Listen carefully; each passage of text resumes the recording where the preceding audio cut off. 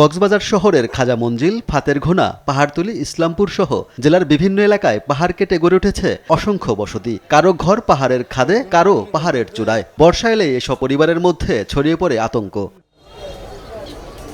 কক্সবাজার শহর জেলার বিভিন্ন পাহাড়ি এলাকায় অন্তত ৩.৫ লাখ মানুষ ঝুঁকিপূর্ণভাবে বসবাস করছেন। গত এক দশকে পাহাড় ধসে জেলার বিভিন্ন এলাকায় রোহিঙ্গা ক্যাম্প সহ প্রাণ গেছে ১৫০ শতাধিক মানুষের। বাসিন্দাদের অধিকাংশই জলবায়ু উদ্বাস্তু ও ভূমিহীন। নদী ভাঙন ও উপকূল ক্ষয়ের কারণে ভিটেমাটি হারিয়ে বাধ্য হয়েই তারা পাহাড়ে আশ্রয় নিয়েছেন। তাদের দাবি, সরকার নিরাপদ পুনর্বাসনের ব্যবস্থা করলে তারা ঝুঁকিপূর্ণ এলাকা ছেড়ে চলে যাবেন। বৃষ্টি হলে বয়ে হাজ করে তুয়ানো গদুয়ার উড়ে নিয়ে যাগই বাঁই যাগই বাড়ি বৃষ্টি হইলে ফায়ার ভাঙে।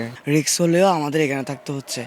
যদি সরকারে আমাদের একটা থাকার ব্যবস্থা করে দিত তাহলে অবশ্যই এটা আমরা ছেড়ে ওখানে চলে যেতাম। মৃত্যুকে ভয় না করে, পরোয়া না করে তারা তারপরে এখানে পাহাড়ের চড়ায় থাকেন। পরিবেশবাদীদের অভিযোগ, বর্ষায় সামরিক উচ্ছেদ অভিযান চালানো হলেও স্থায়ী পুনর্বাসনের অভাবে মানুষ আবারও পাহাড়ে ফিরে আসে।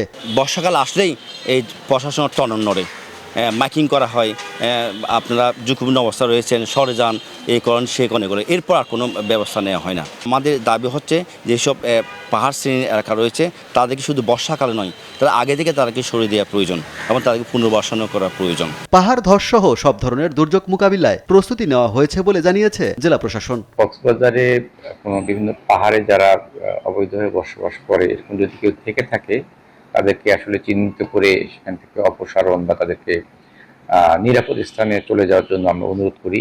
যারা জলবায়ু উদ্বাস্তু তাদেরকে পুনর্বাসনের সুযোগ আছে।